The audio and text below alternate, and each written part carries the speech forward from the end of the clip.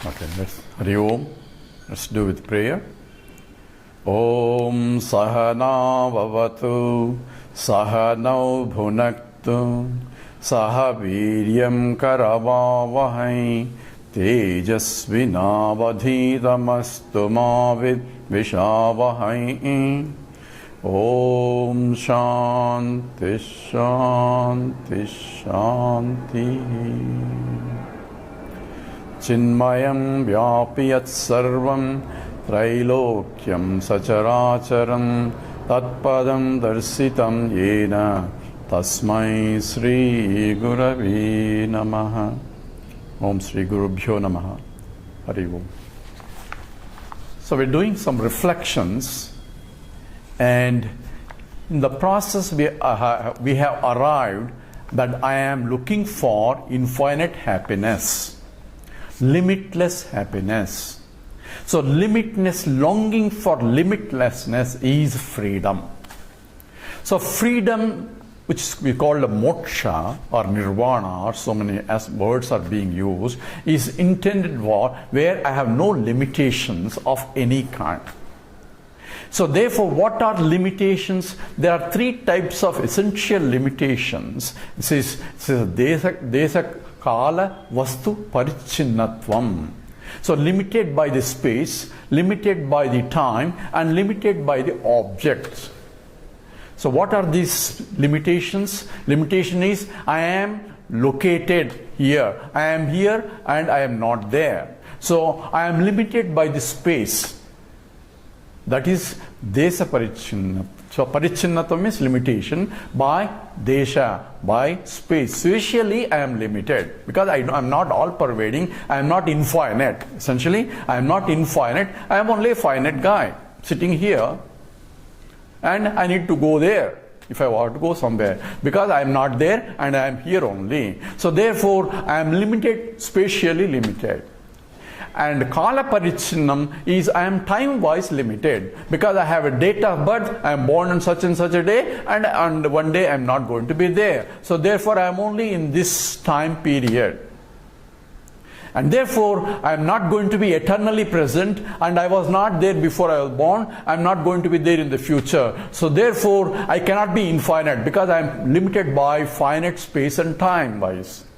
So that is the second limitation.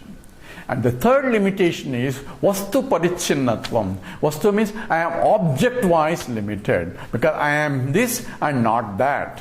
So whenever I say this ahankara, ego, because ahankara means I am this. So if I ask you introduce yourself, silly, sad, who are you? You will tell me I am this, I am this.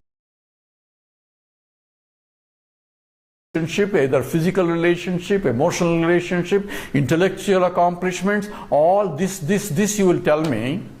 So I am this, which means I am not that. So inclusion almost involves exclusion of something other than this. And therefore I am limited by excluding everything else. And I want to include that also. That's my pursuit to become infinite. So therefore I am limited by, with my understanding, is desha kalam, by spatially limited, time wise limited, and object wise limited. And what I want is to reach that infiniteness which is limitless. Also should be beyond spatially limitation or time wise limitation or object wise limitation. Because infiniteness cannot exclude anything. So it has to be infinite spatially also. Because if the spatially it is limited, then we'll say other side is there which is not included in this. So therefore, spatially also it will be infinite, and time-wise also it is infinite. It's not at one time and not there. And also vastu parichinnatvam also should not be there. And that is the nature of Brahman, which is infinite. And I want to become Brahman, and the analysis that we did just now is I am already Brahman, which means I am free from the spatial limitations and time-wise limitations as well as object-wise limitations. I am beyond limitations. That means I am limitless. That is called moksha. Moksha means freedom from limitations. So that seems to be my pursuit in all my pursuits. That is what I want to gain. So that becomes the Purushartha. Purushartha means the fundamental pursuit of all life forms is trying to gain that infinite happiness, that is limitlessness, that is Brahman state, that is moksha. So what I want to is Mukta Purusha. I want to be liberated. Liberated from all my limitations. How do I get liberated? We just now mentioned I cannot get moksha, or I cannot become Brahman by any process. So there cannot be any process to reach that state. So it is not a apraptasya praptam. The moksha is divine. It's not apraptasya praptam, is gaining something that I do not have it. That's called aprapta. So what is the nature? It is of the nature of praptasya praptam, gaining something what I already have. That's called praptasya praptam. So analysis indicate that I want to become the infinite happiness. That is what is also called moksha. Now we have defined moksha is the freedom from all limitations, and that there is no process for it, and because it is already I am that. So it is praptasya praptam, gaining what I already have it, already gained. Why do I need to gain already what I have gained? Because that I have it I don't know. So it is not really gaining, it is understanding that what I am looking for is already I am. So liberation now, freedom from all, moksha, which is a fundamental pursuit, which is called Purushartha, is essentially trying to gain what I already am, which involves, of course, is removing the ignorance. By knowledge alone, I can get liberated. Because I am already liberated, I am looking for liberation. So the scripture tells you that you are already liberated. But I cannot accept it unless my mind is prepared to accept. So now we have arrived at one of the fundamental Purusharthas is moksha. So what are other Purusharthas? Now there are 4 Purusharthas, says 4 fundamental pursuits that are human is having, because by analysis says dharma, artha, kama, moksha. This is because I am not already having that moksha. I do not feel that I am liberated. I do not feel I am limitless. I feel I am finite. Therefore, I am pursuing for it. But scripture says, you pursue according to this. It says dharma. Dharma means, says I had to follow the rules and regulations, and that need to be followed. That becomes a Purushartha. I had to follow the appropriate rules, because what I want to gain happiness, but I cannot gain happiness at the expense of others. So there has to be rules that have to be followed. And this is one side I have to follow dharma, and the other side, the end part, is to reverse the moksha. In between I have a kama and artha and kama. Acquiring wealth and enjoying the life is within the limits of dharma with the goal towards the moksha. So all my pursuits are directed in that fashion, so that even though I am thinking that I am ignorant, so even ignorant man living, I had to pursue in such a way that my mind gets prepared in the direction so that I can see the truth that I am. For that only the Purusharthas are described as dharma, artha, kama, moksha. This is one aspect we need to understand in the process. Now, we also examined in the previous talks how vasanas arrive. So, when I say I want this, because Purushartha is kama, kama means fulfilling a desires, why do I have that kind of desires? So, we just gave an example. I developed a coffee vasana, for example, by indulging myself egotistically in the process of having that enjoyment. So when I deliberately enjoy something, I have tangible result, immediate happiness, but also we analyze that it leaves an impression in the mind to repeat that experience again. in the future. And that subtle impression is called vasana. It's beyond the state of conscious mind, and according to the Western psychology, you have conscious mind, subconscious mind, unconscious mind.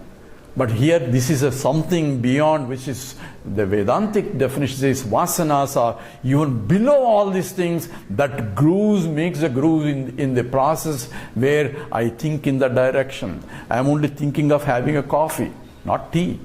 Why? Because I developed that vasanas by repeated indulgence in the process. Now we have arrived at, whenever I perform an action where my ego is involved, that means I want this. That's what ego.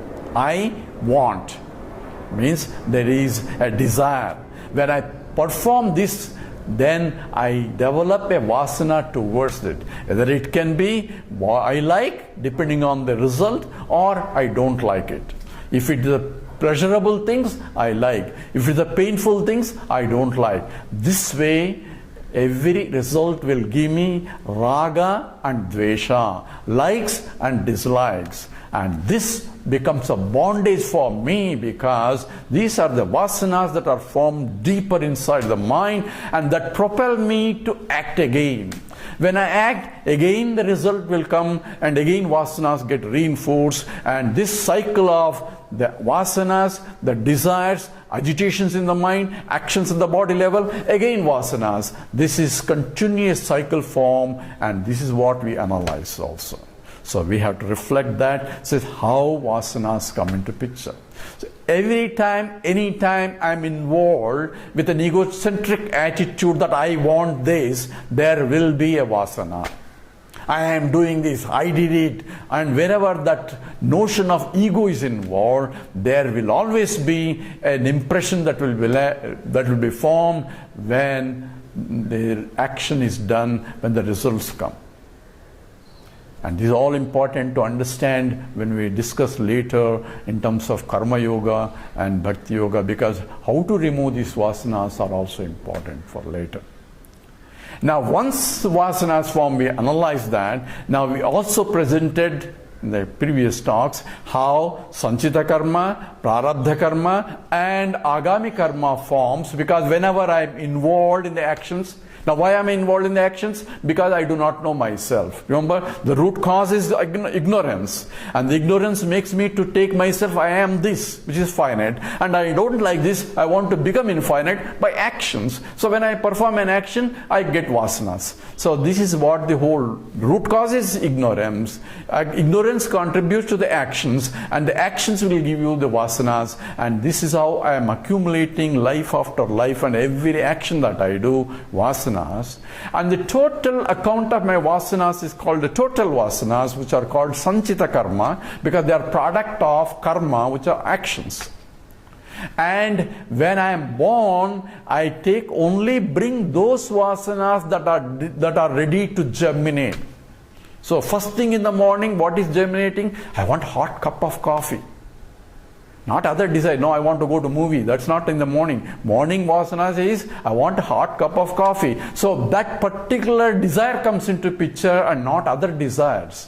So just like that, in the total sanchita karma, only those particular vasanas that are ready to explode, are ready to germinate, are ready to be exhausted, they come into picture, and I seek an environment conducive to exhaust those vasanas.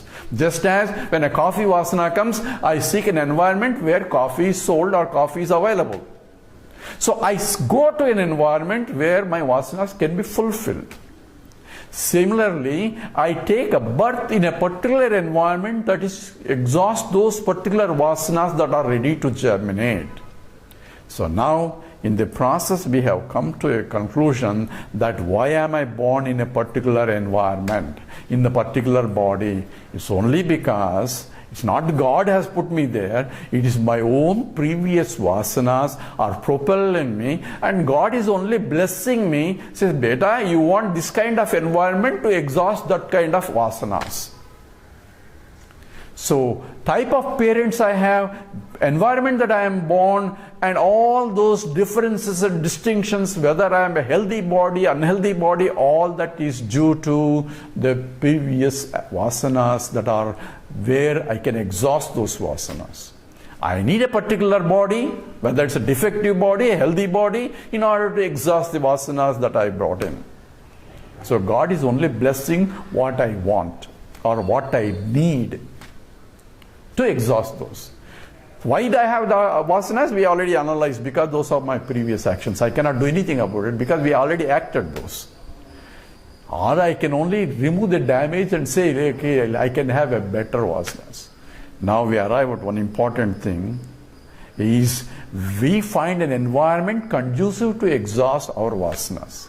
Other people find environment conducive to their exhausting of these vasanas. So every environment is being provided to exhaust our vasanas.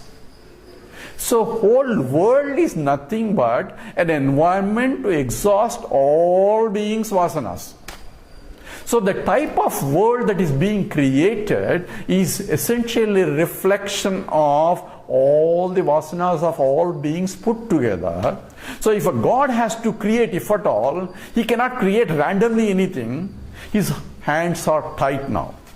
He is bound by, because these are the vasanas the beings have, and he has to bless them, provide them an environment, exhaust vasanas so that they can reach that infiniteness.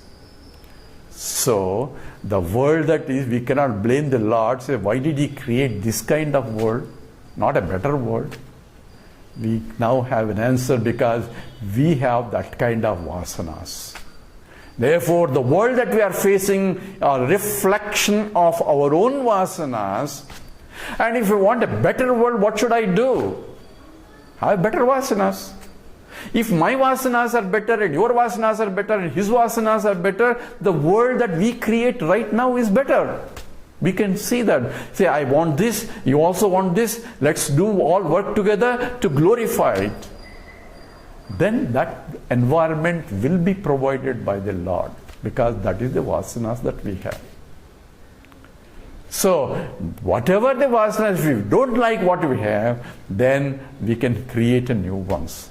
So now we are arriving at a very important thing that we have to address is, what I have is due to prarabdha. What I do with what I have is Purushartha.